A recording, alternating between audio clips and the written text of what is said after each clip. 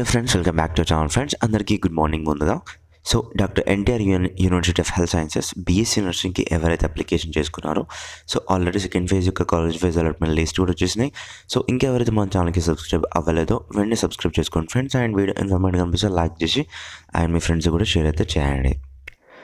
So friends మళ్ళీ నేనైతే remind అయితే చేస్తున్నాను, ఎవరికైతే సెకండ్ ఫేజ్ బీఎస్సీ నర్సింగ్లో సెకండ్ ఫేజ్లో సీట్స్ వచ్చినాయో వీళ్ళందరికైతే రిపోర్టింగ్ చేయడానికి అయితే లాస్ట్ డేట్ వచ్చేసి ఇక్కడ మీరు చూసుకోవచ్చు డిసెంబర్ 10th 3 PM లోపు, డిసెంబర్ 10 to 3 PM లోపు మీరైతే మీకు ఏ కాలేజ్లో సీట్ వచ్చిందో ఆ కాలేజీకి వెళ్ళి రిపోర్టింగ్ అయితే చేయాల్సి ఉంటుంది. ఈ రిపోర్టింగ్ గురించి చాలామంది అయితే డౌట్స్ అయితే అడుగుతున్నారు. లైక్ అన్న మాకు ఇప్పుడు కస్టోడియన్ సర్టిఫికేట్ ఇచ్చారు, ఎప్పుడు ఫస్ట్ ఫేజ్లో మేము సర్టిఫికేట్ సబ్మిట్ చేసినప్పుడు ఇచ్చారు, సో మళ్ళీ మేము ఇప్పుడు అది మేము చేసుకోవాలి అని కొందరు అడుగుతున్నారు. అన్న మాకు ఫస్ట్ ఫేజ్ అయిపోయిన తర్వాత సర్టిఫికేట్ సబ్మిట్ చేసాం కానీ మాకు ఎలాంటి సర్టిఫికేట్ ఇవ్వలేదు, సో మేము ఏం చేయాలి అని చెప్పేసి కొందరు అడుగుతున్నారు. అండ్ మరికొందరు వచ్చేసి వేరే డౌట్స్ అయితే అడుగుతున్నారు అనమాట. సో అవన్నీ అయితే మనం మాట్లాడుకుందాం ఈ వీడియోలో. Okay friends, and without skipping this video please watch it words. And so friends ఇక్కడ ఒక సిస్టర్ అయితే కామెంట్ చేశారు, చూసుకోండి. నోట్ ఇది హాట్ ఫెల్ట్ వర్డ్స్ అని చెప్పేసి hot felt words. Okay, from day 1 of counseling I followed your videos అన్నయ్య. Your guidance making every single video about update from NTR University. Your encouragement seat రాకపోతే లో feel అవ్వకండి, ఇలా చేయండి అలా చేయండి అని చెప్పడం. Your efforts don't know you are eating for time or not, don't know you are sleeping well or not, but every time you are calling to NTR university and telling updates to us. I successfully joined in nursing college only by your videos. A biggest thank you for your efforts అన్నయ్య. Many more blessings to you, lots of love అని చెప్పేసి ఒక sister అయితే comment చేశారు. So thanks a lot friends, thank you sister. And ఒకటి ఏంటి అంటే ఇది అంతా మీ సక్సెస్ మీ వల్ల నాకు అయిందనమాట. సో మీరు తరచు వీడియోస్ చూసుకోవడం అండ్ నా కామెంట్స్ డౌట్స్ ఇలా అడగడం, సో దాంతో నేను మీకోసం ధైర్యం చెప్పడం అండ్ సీట్స్ రాకపోతే ధైర్యం చెప్పి మళ్ళీ నెక్స్ట్ ఫేజ్కి మూవ్ ఆన్ అవ్వమని చెప్పడం. లేదు ఇప్పుడు మా సబ్స్క్రైబర్స్కి సీట్ రాలేదు ఎందుకంటే వాళ్ళ ర్యాంక్ తక్కువ ఉంది, వాళ్ళ మార్క్స్ తక్కువ ఉన్నాయి, సో ఇప్పుడు ఏం చేయాలి అనేసి నేను వాళ్ళకి సజెషన్స్ ఇవ్వడం. వేరే కోర్సెస్ ఉన్నాయి, ఇలా జిఎన్ఎం ఉంది, అలా డిప్లొమా కోర్సెస్ ఉన్నాయి, అలా బ్యాచిలర్స్ డిగ్రీస్ కోర్సెస్ ఉన్నాయి అని చెప్పేసి నేను సజెషన్స్ ఇవ్వడం. ఇలాంటిది జస్ట్ మీ వల్లనే జరిగింది, సో నా వల్ల ఏం కాదు. మీరు కామెంట్ చేయడం వల్ల, మీరు తరచు వీడియోస్ చూడడం వల్ల నాకు అలా చేయాలి అనేసి వీళ్ళెందుకు బాధపడుతున్నారని చెప్పేసి నేను ఆల్టర్నేట్ వేస్ వెతుక్కొని మరి ఇక నేను మీ దగ్గర నుంచే కాదు ఫ్రెండ్స్, నేను ఇప్పుడు బయట మా ఫ్రెండ్స్ దగ్గర నుంచి కూడా తెలుసుకొని మరి మీకు చెప్తా ఉంటాను అలా.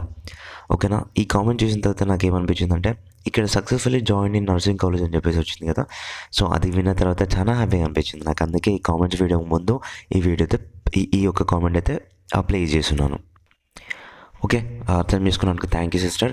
అండ్ నెక్స్ట్ కామెంట్ వచ్చేసి చూసుకున్నట్టయితే అన్న బీపీటీ ఇంకా అలైడ్ హెల్త్ సైన్సెస్కి. సో నెక్స్ట్ కామెంట్ వచ్చేసి ట్యూషన్ ఫీజ్ ఇన్స్టాల్మెంట్లో పే చేయడానికి ఆప్షన్ లేదా అన్న, please tell me self reporting చేసేటప్పుడు కట్టాలా అని చెప్పేసి అడుగుతున్నారు. లేదు ఫ్రెండ్స్, మనకి ఎన్టీఆర్ యూహెచ్ఎస్ నుంచి ట్యూషన్ ఫీ వచ్చేసి చాలా తక్కువనే ఉంటుంది. సో ఇప్పుడు తెలంగాణలో చూసుకున్నట్టయితే ట్యూషన్ ఫీ వచ్చేసి 45,000 నుంచి 75,000 వరకు ఉంది ఫ్రెండ్స్. సో అదే మనకి ఇక్కడ ఎన్టీఆర్ యూనివర్సిటీని చూసుకున్నట్టయితే కనుక చాలా తక్కువ ఉంటుంది అమౌంట్. సో మీరైతే ఆ అమౌంట్ అయితే సెటిల్ అయితే చేసుకోండి, ఇంకొన్ని రోజులు అయితే మళ్ళీ పెంచే అవకాశం అయితే ఉంటుంది కాబట్టి. సో మీరు అంటే మళ్ళీ మధ్యలో ఈ అకాడమిక్ ఇయర్స్కి పెంచారు, నెక్స్ట్ ఇయర్కి చెప్తున్నాను. ఓకేనా, సో ఇప్పుడు మీరు రిపోర్టింగ్ చేసే టైంలోనే పే చేయాలి తప్పకుండా, అవి పే చేసేయాలి తప్పకుండా. అండ్ నెక్స్ట్ కామెంట్ వచ్చేసి అన్నయ్య నాకు ఫస్ట్ ఫేజ్లో సీట్ వచ్చింది, రిపోర్ట్ చేసా, సెకండ్ ఫేజ్లో కూడా సేమ్ కాలేజ్ వచ్చింది, నేను రిపోర్ట్ చేయకపోయినా థర్డ్ ఫేజ్లో పార్టిసిపేట్ చేయవచ్చా అని చెప్పేసి అంటున్నారు. లేదు ఫ్రెండ్స్, ఇక్కడ ఏంటంటే సెకండ్ ఫేజ్లో కూడా మీకు అదే కాలేజ్ వచ్చింది కాబట్టి మీరు ఏం చేస్తారంటే వాళ్ళకి కాల్ చేయాలి. ఎవరైతే మీకు మీరు రిపోర్టింగ్ చేస్తారో ఫస్ట్ ఫేజ్లో ఆల్రెడీ మళ్ళీ అదే కాలేజ్ వచ్చింది కాబట్టి వాళ్ళకి కాల్ చేయండి. కాల్ చేసి ఇలా నేను ఆల్రెడీ నాకు ఇందులోనే వచ్చింది, రిపోర్టింగ్ చేశాను ఆల్రెడీ, సో మళ్ళీ చేయడం అవసరం లేదు కదా అని చెప్పేసి వాళ్ళకి ఫోన్ చేసి ఇలా కన్ఫర్మ్ చేయండి. సో అప్పుడు ఓకే అవసరం లేదని చెప్పేసి అంటారు వాళ్ళు. మీ యొక్క లిస్ట్ని అందులో యాడ్ చేశారు. ఇందులో యూనివర్సిటీ వాళ్ళకి ఇప్పుడు మనకి అందరూ రిపోర్టింగ్ డేట్స్ క్లోజ్ అయిపోయిన తర్వాత వారు ఆ రోజు ఈవినింగ్ ప్రిన్సిపల్స్ వాళ్ళు, అన్ని కాలేజెస్ ప్రిన్సిపల్స్ వాళ్ళు అప్లోడ్ చేయాల్సి ఉంటుంది, ఎవరు రిపోర్ట్ చేశారు ఎవరు రిపోర్ట్ చేయలేదు డేటా. ఆ డేటా కొరికి మీరు ఫోన్ చేసి చెప్తే సరిపోతుంది.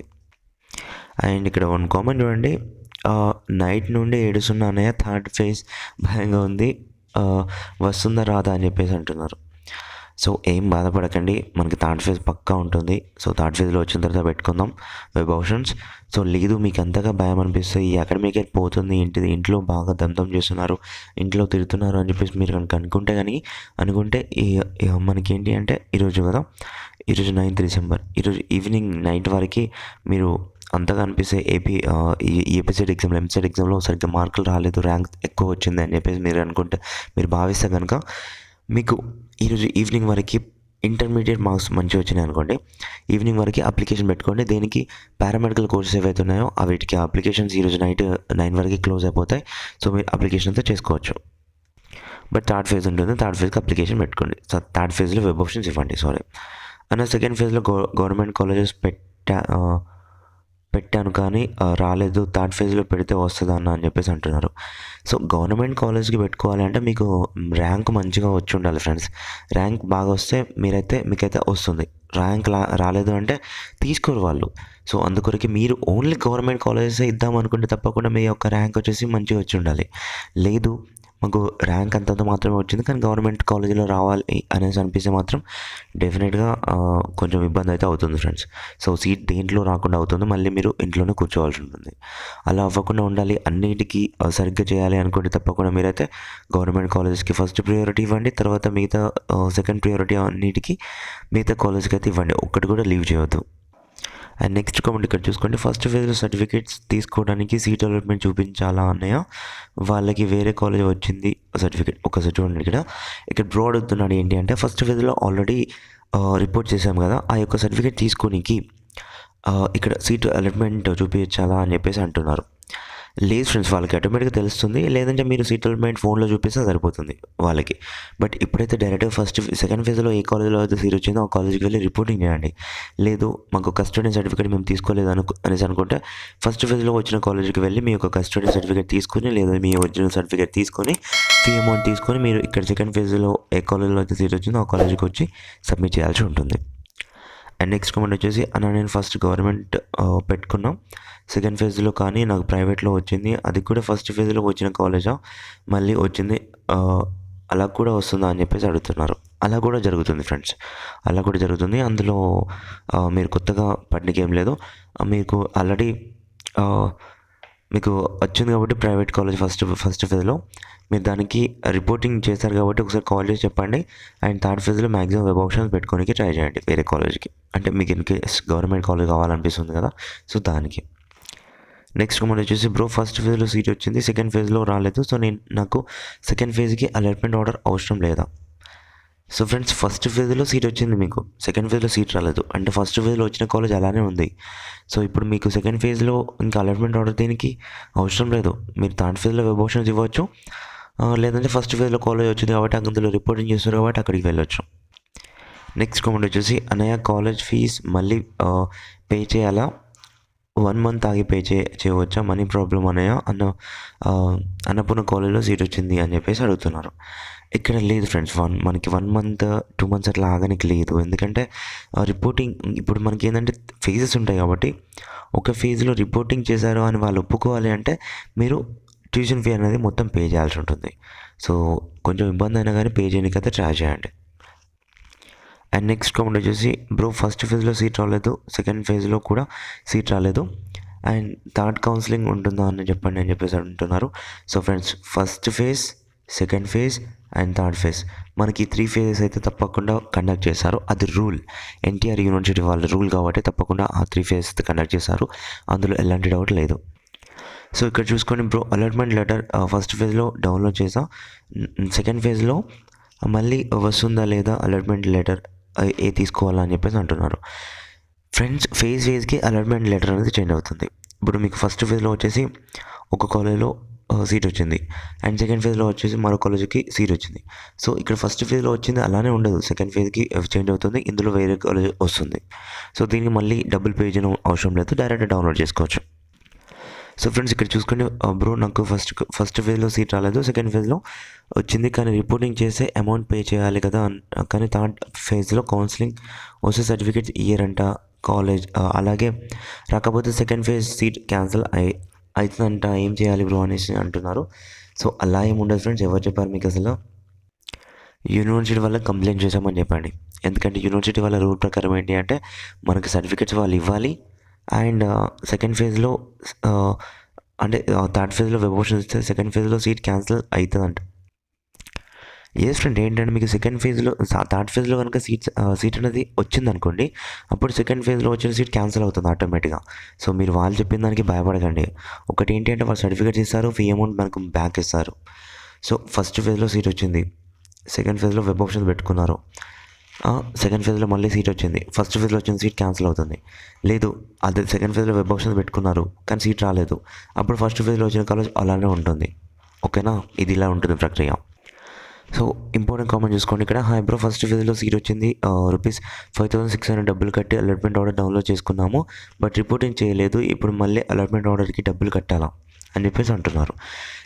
ఫ్రెండ్స్ ఏంటి అంటే అలాట్మెంట్ ఆర్డర్కి ఆల్రెడీ మీరు డబ్బులు పే చేశారు కాబట్టి, రిపోర్టింగ్ చేయలేదు కాబట్టి, ఇప్పుడు మళ్ళీ వేరే కొత్త కాలేజ్ వచ్చింది కాబట్టి ఇప్పుడు అలాట్మెంట్ ఆర్డర్కి డబ్బులు పే చేయని అవసరం లేదు. ఆల్రెడీ 5,600 పే చేసినారు కాబట్టి ఇట్స్ ఎనఫ్ అంతే. ఒకసారి పే చేస్తే తీసుకుంటుంది ఆటోమేటిక్గా. సో మళ్ళీ మీరు డబ్బులు ఏం పే చేయని అవసరం లేదు.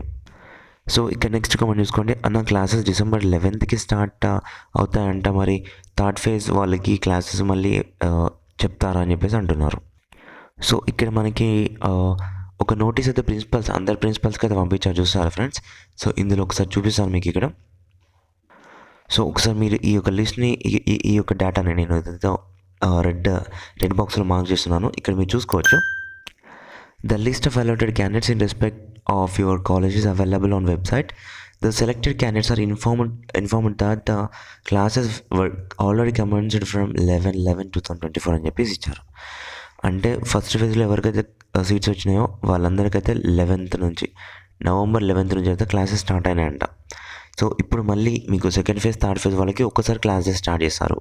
ఇది ఎప్పుడు చేస్తారంటే సెకండ్ బ్యాచ్ కాబట్టి మళ్ళీ చెప్తారు మనకి, అనౌన్స్ చేస్తారు. యూనివర్సిటీ రూల్ ప్రకారం మనకి క్లాస్ అకాడమిక్ ఇయర్ వచ్చేసి 11th నుంచి అయితే స్టార్ట్ అయింది ఫ్రెండ్స్. November 11th నుంచి అయితే క్లాస్ అయితే స్టార్ట్ అయినట్టు, అటెండెన్స్ కూడా అప్పటి నుంచి ఉంటుంది. ఓకేనా. సో మళ్ళీ యాక్చువల్గా నాకు తెలిసి అయితే ఇది ఇప్పుడు సెకండ్ ఫేజ్ థర్డ్ ఫేజ్ వాళ్ళకి అందరికీ కలిపి ఎప్పటి నుంచి ఉంటుందంటే next academic year January 2nd నుంచి అయితే అకాడమిక్ ఇయర్ స్టార్ట్ అవ్వాలి చూసుకున్నట్టయితే. బట్ ఎప్పటి నుంచి స్టార్ట్ అవుతుందో చూసుకుందాం, ఒకసారి తెలుసుకుందాం. సో మనకైతే ఆల్రెడీ క్లాసెస్ ఫస్ట్ ఫేజ్ వాళ్ళకి November 11th నుంచి అయితే క్లాసెస్ అయితే స్టార్ట్ అయినాయి. బట్ ఇప్పుడు సెకండ్ అండ్ థర్డ్ ఫేజ్ వాళ్ళకి ఎప్పటి నుంచి స్టార్ట్ అవుతాయనేది తెలియాల్సి ఉంది, అది నేను ఇన్ఫార్మ్ చేస్తాను మళ్ళీ మీకు. సో ఫ్రెండ్స్, ఇదన్నమాట కామెంట్స్ వీడియో. ఈ వీడియో మీకు ఇన్ఫర్మేటివ్ అనిపించిందని అయితే నేనైతే అనుకుంటున్నాను. మీకు కూడా అలా అనిపిస్తే ప్లీజ్ లైక్ చేసి మీ ఫ్రెండ్స్కి అయితే షేర్ అయితే చేయండి. అండ్ మరిన్ని అప్డేట్స్ కొరకు ఫ్రెండ్స్ ఇన్ఫర్మేటివ్ అనిపిస్తే లైక్ చేయండి, అలాగే షేర్ చేయండి. అండ్ మరిన్ని అప్డేట్స్ కొరకు మన ఛానల్ సబ్స్క్రైబ్ చేసుకొని పక్కన బెల్ ఐకాన్ ఆల్ ఆప్షన్ పెట్టుకోండి.